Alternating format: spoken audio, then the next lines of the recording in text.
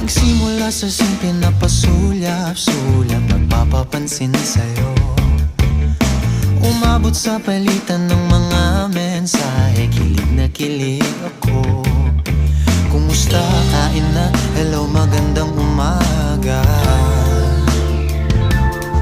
Ingat ka, pahinga, huwag kang masyadong magpupuyat pa.